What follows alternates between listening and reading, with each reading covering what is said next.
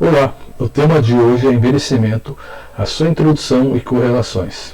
Nos slides a seguir, veremos alguns conceitos importantes para compreender de maneira introdutória alguns assuntos relacionados ao estudo científico do processo de envelhecimento e a correlação que existe entre presente, passado e futuro em relação ao envelhecer. Portanto, imagina-se que o envelhecimento seja um estudo recente, mas não. Ao contrário do que se pensa, ao mesmo tempo que a pediatria, estiver seu início planificado e estudado cientificamente no início do século XX. Desde então, cada vez mais se estabelecem algumas relações importantes entre crianças e adultos, ou seja, na criança existe uma limitação em relação ao adulto porque o seu metabolismo, a sua homeostase está em expansão. E o adulto velho apresenta uma relação ao adulto jovem porque fisiologicamente o processo de envelhecimento caracteriza-se como uma questão de regressão ou de declínio do funcionamento de alguns órgãos, tecidos e da homeostase. O envelhecimento, para alguns autores, principalmente para os autores que vimos em aulas anteriores, ele pode acontecer na perspectiva de apresentar-se a partir da concepção. Então, a partir da concepção do seu nascimento, para alguns autores, principalmente para Hayflick, ele entende que já a partir do momento que a criança nasce, já começa-se uma degeneração no seu ADN, no seu DNA, e essa degeneração acontece de uma maneira variável durante todo o transcurso da vida do sujeito. É importante observar que vários órgãos, sistemas e tecidos, eles se desenvolvem e se diferenciam de uma maneira num tempo diferente dos outros. Esse processo de crescimento e o próprio processo de envelhecimento, ele não acontece de uma maneira só. Acontecem, dependendo de cada órgão ou tecido, em momentos diferentes. Evidentemente que como estamos falando em desenvolvimento, o ser humano vai acontecer um momento máximo de potencialidade funcional. E a partir desse momento, que veremos qual seria a faixa etária, acontece uma regressão ou declínio natural de algumas funções. Sendo assim, o máximo da capacidade vital do indivíduo se dá em torno dos teus 23 a 25 anos, tanto no gênero masculino ou feminino. O máximo também da massa óssea acontece em torno dos 30 a 35 anos e o máximo da sua intelectualidade entre 50 e 60 anos, apesar de observar-se cada vez mais casos precoces de demência senis, em alguns casos da própria demência senil do tipo Alzheimer. Então, mais uma vez, devemos entender que o envelhecimento é um processo onde acontece regressão da funcionalidade de células, tecidos e órgãos, e em função dessa regressão, uma maior vulnerabilidade, ou seja, ele demora mais tempo para reagir e encontrar o equilíbrio, porque ele vai apresentando cada vez menor uma reserva metabólica ou energética. Portanto, a geriatria ela vai estudar a biologia do envelhecimento pelas suas particularidades ou peculiaridades. Por exemplo, no idoso, uma pneumonia que acontece sem febre, um infarto agudo do miocárdio, sem dor, e assim por diante. Características da velhice. É importante pensar nessas 5 características para entender o envelhecimento. Então, devemos entender que o envelhecimento é um processo universal que atinge todas as pessoas. Ele é progressivo e, além de progressivo, ele é contínuo, porque ele vai acontecendo tanto na fase de crescimento e desenvolvimento e resulta num processo de desadaptação ou ter desequilíbrio de homeostase, que é o equilíbrio do funcionamento corporal como um todo ou em algumas regiões. Trata-se ainda de um processo intrínseco, na medida em que ele não é determinado por fatores externos, ou seja, é um processo que é genético e programado, é um processo deletérico, ruim, porque leva à perda de funções físicas, metabólicas, intelectuais, entre outras coisas, e também ele é resultado de fatores extrínsecos, fatores relacionados ao meio ambiente. Portanto, é importante notar aqui que os itens C e E, ele é relacionado com fatores intrínsecos e extrínsecos do processo de envelhecimento, dependendo de cada sujeito, do lugar onde ele vive, das relações que ele estabelece. Esses processos intrínsecos e extrínsecos, eles podem ter uma influência maior sobre o outro. É interessante observar o que o Gênesis fala, onde ele fala que o homem reinará sobre a terra e 120 serão os seus anos. E por que é interessante observar isso? Porque sabe-se, em média, que se não existisse as doenças do tipo doenças cardiovasculares e neoplasias, o homem poderia viver em média 120 anos. Quando eu falo homem, é o gênero masculino e feminino. A velhice, de uma maneira geral, ela apresenta características importantes. E essas características importantes é que o gênero feminino, que é a mulher, vive mais do que o homem. Ainda falando sobre expectativa de vida, ela se torna diferente nos países em desenvolvimento e desenvolvidos, devido, mais uma vez, à influência de fatores externos, como fatores ambientais, através de clima, alimentação, radiação, as condições sociais e econômicas, e fatores intrínsecos também, que tem a ver com uma série de comorbidades ou fatores genéticos. Normalmente, o que mais acelera o processo de envelhecimento e o que sim devemos investigar como profissionais da área de saúde, alguma alteração, seriam alterações na parte circulatória, na parte respiratória, parte cerebral, endócrina, psicológica e motora. Importante salientar que o envelhecimento ele é caracterizado por uma fragilidade desses órgãos. Mas essa fragilidade não significa total dependência, tanto física ou psicológica, desse idoso ou dessa idosa. Os países em desenvolvimento, eles apresentam como características da velhice,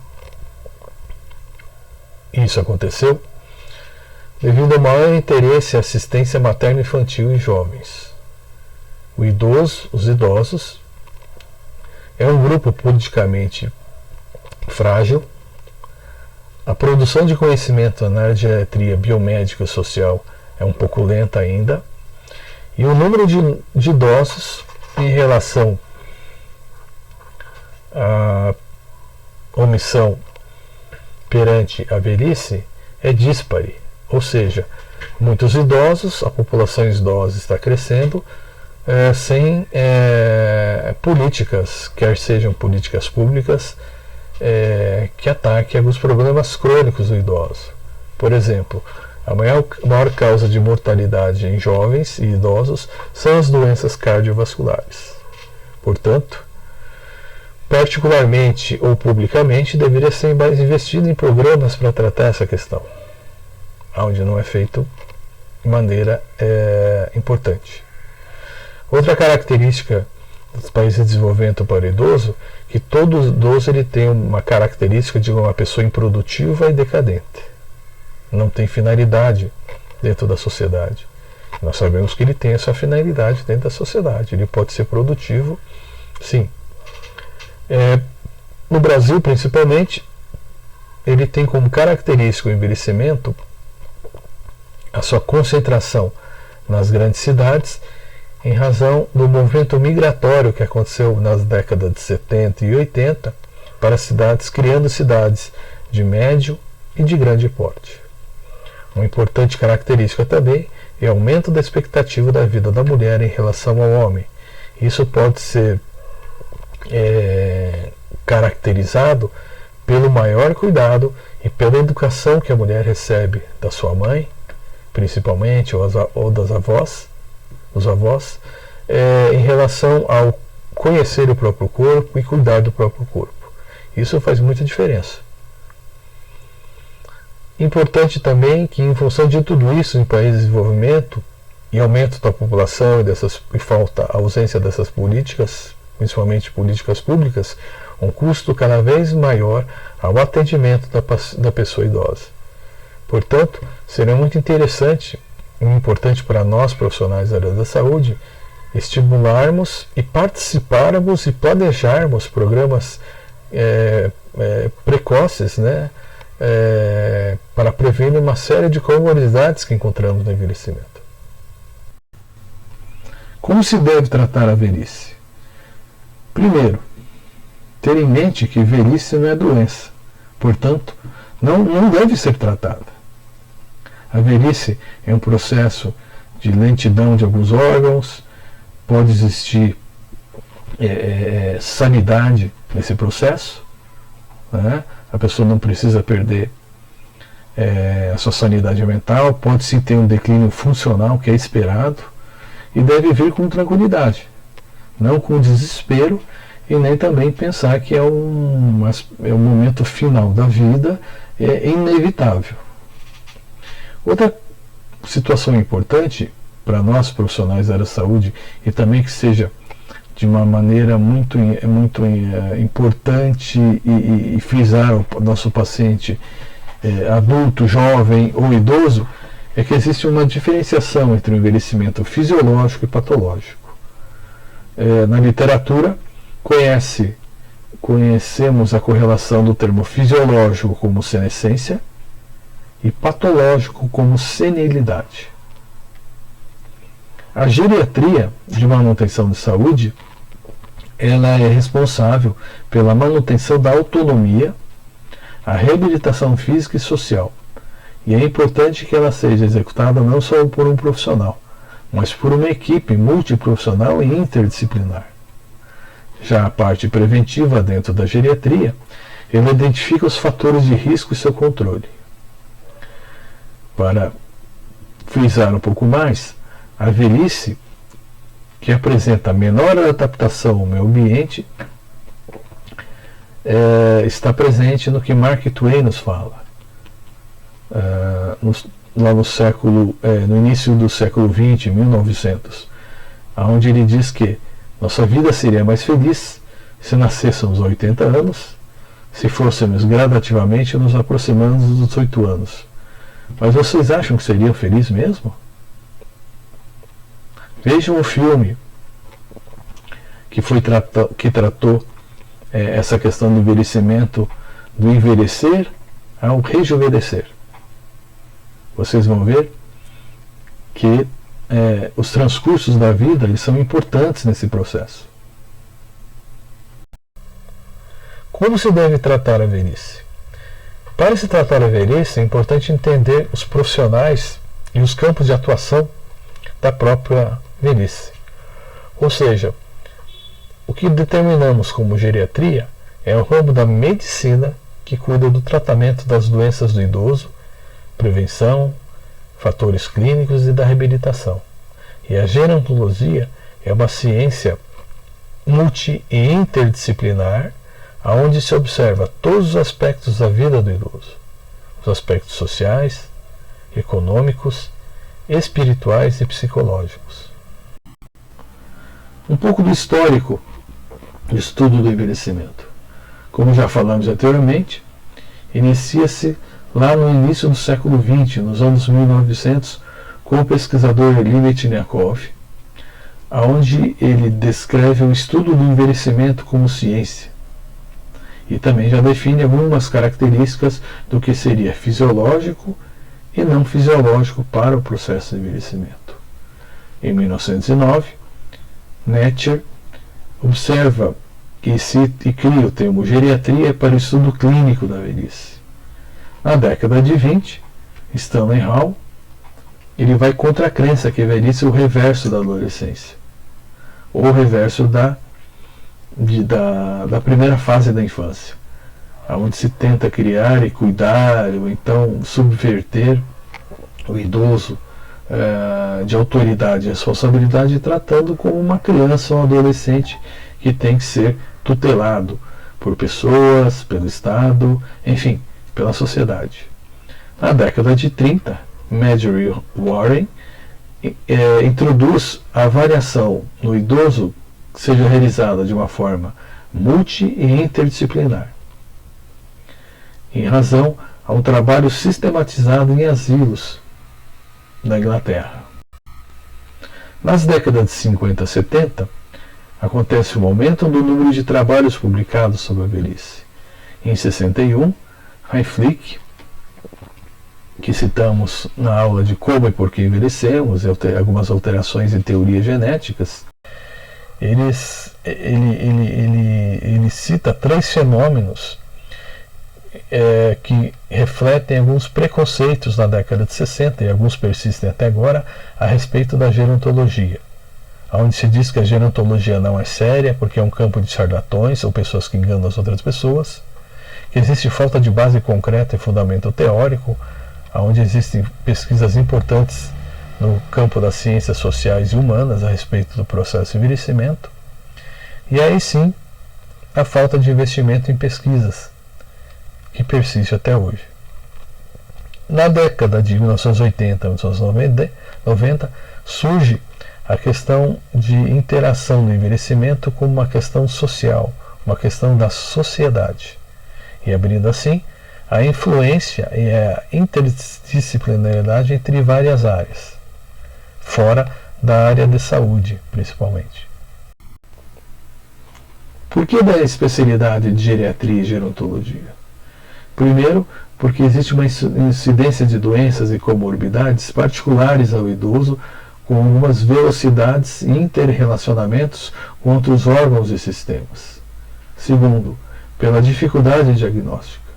O profissional que trabalha com envelhecimento, quer seja fisioterapeuta, nutricionista, enfermeiro, médico, educador físico, farmacêutico, ele se depara com algumas dificuldades diagnósticas, principalmente em diferenciar o que é fisiológico e patológico no processo de envelhecimento.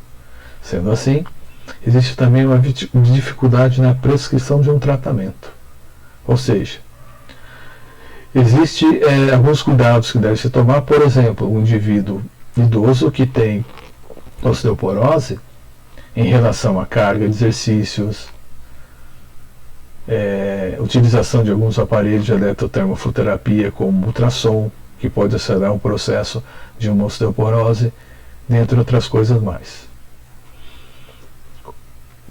Outra situação importante é que a associação de enfermidades com comorbidades tem que estar muito presente para quem vai militar no campo do envelhecimento. E essas comorbidades, elas podem muitas vezes não serem evitadas, mas controladas. Por exemplo, uma artrite reumatoide, que é uma doença reumática altamente deformante, principalmente em dedos de mãos, que ela pode ter os seus sinais e sintomas diminuídos e evitar algumas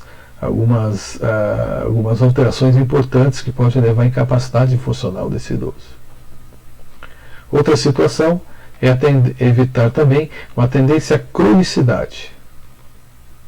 Entender que saúde não significa ausência de doença, que saúde é um conceito maior que envolve principalmente como esse indivíduo faz parte e integra uma sociedade.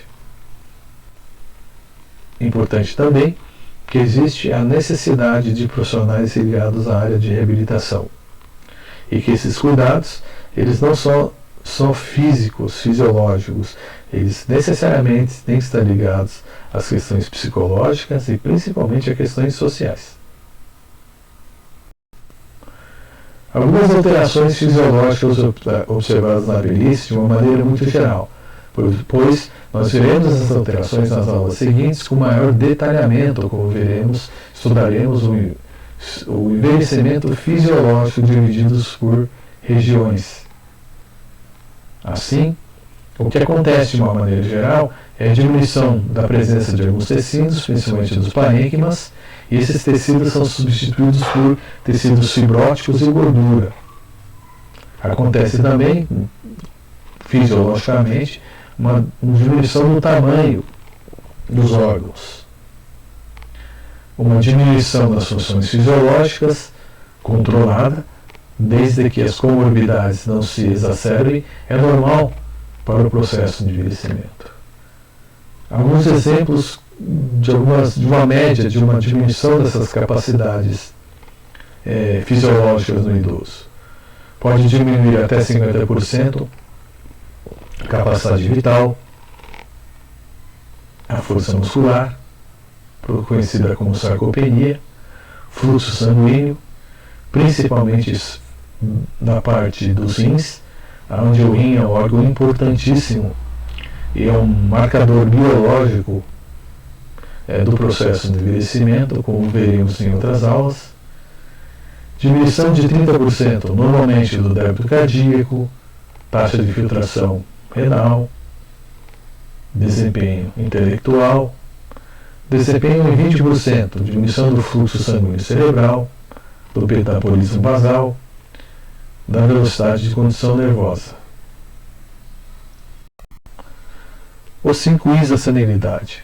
Já vimos anteriormente, mas é muito importante, mais uma vez, frisar para vocês que os 5 Is, que é a incapacidade mental ou cognitiva, a imobilidade, instabilidade, incontinência, a iatrofarmacogenia, elas são fatores que devem ser principalmente observados no nosso paciente idoso, tanto na avaliação como na sua evolução durante o tratamento de toda a equipe interdisciplinar. Doenças da terceira idade. O conceito de terceira idade, segundo a Organização Mundial de Saúde para o Terceiro Mundo, seriam sujeitos acima de 60 anos de idade. Em primeiro mundo, acima dos 65 anos de idade. Importante frisar que, há alguns anos já, aconteceu uma reforma na Previdência Social aqui no Brasil, onde o conceito de idoso ele já se equipara aos países de primeiro mundo, 65 anos de idade. Existe uma perspectiva em alguns países, principalmente países da Europa, em que o conceito de terceira idade já não seja mais 65 anos de idade, seja de 70 anos de idade. Ou seja, a longevidade, o tempo de viver-se mais, está aumentando em todo o mundo, mesmo em países em desenvolvimento. As causas disso veremos na aula seguinte, como discutiremos questões importantes relacionadas à demografia do processo de envelhecimento.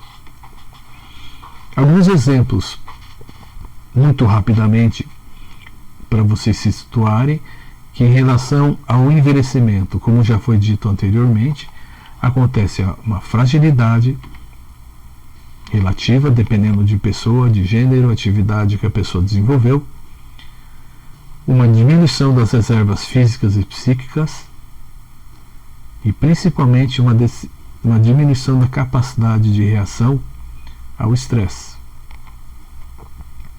As doenças psicossomáticas, elas são comuns, mas não deve se atribuir, entre aspas, aos nervos.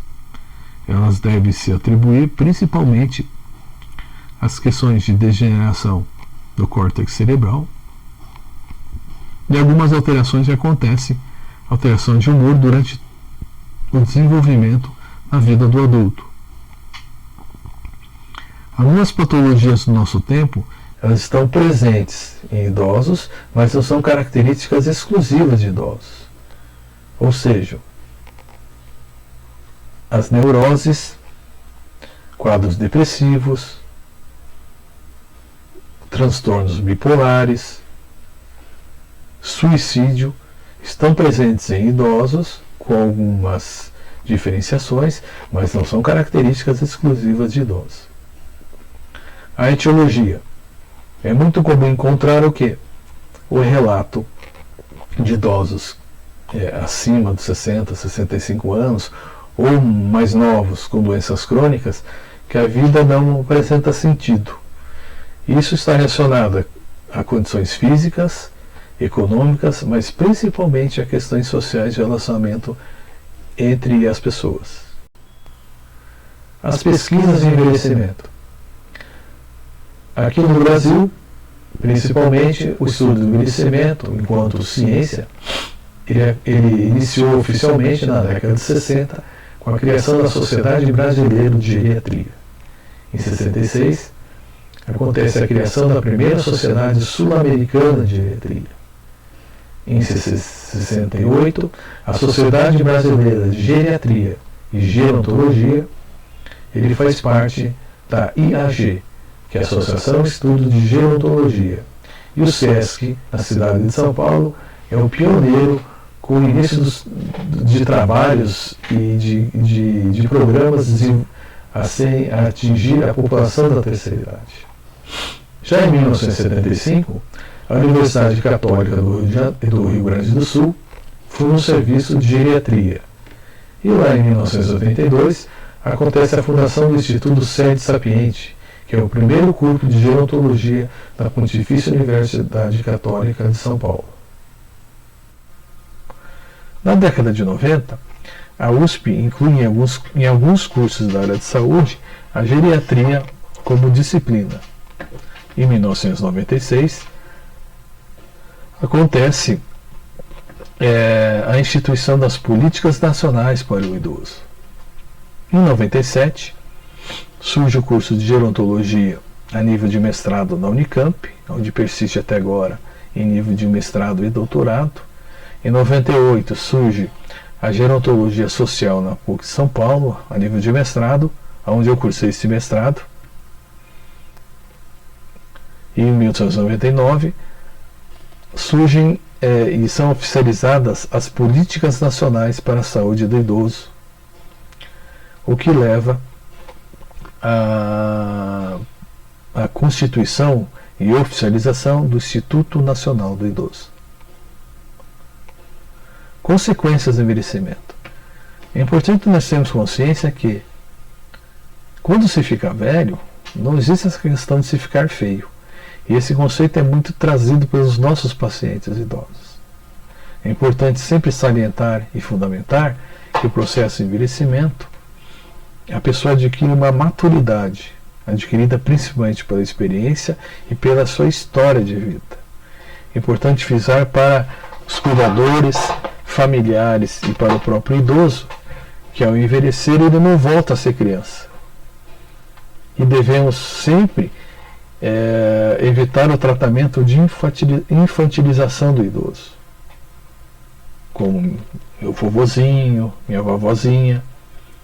Eu entendo que isso pode tentar demonstrar um certo carinho, mas é muito mais sincero, e ele confiaria em você como terapeuta se você tratar ele como Dona Maria, seu João, ou Maria, ou João, né?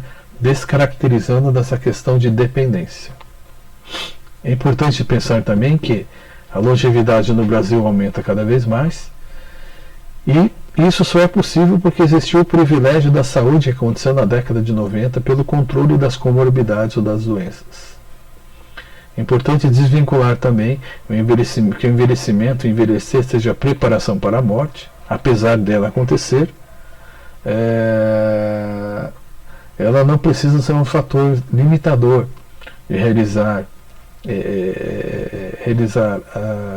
as atividades no meio social que esse idoso está inserido. Evidentemente, se ele não estiver inserido, ou estiver sendo excluído, ou ele estiver se excluindo da sociedade, a morte chega mais cedo. Ok? Importante também entender que existe uma oportunidade e normalmente existe uma aproximação quando se relaciona a morte, espiritualidade, religiosidade com o processo de envelhecimento. Então esse é o momento, o envelhecer também, que deve se dedicar mais a essas questões espirituais, essas questões íntimas relacionadas ao próprio sujeito ou às pessoas que convivem com ele. É uma grande oportunidade para isso.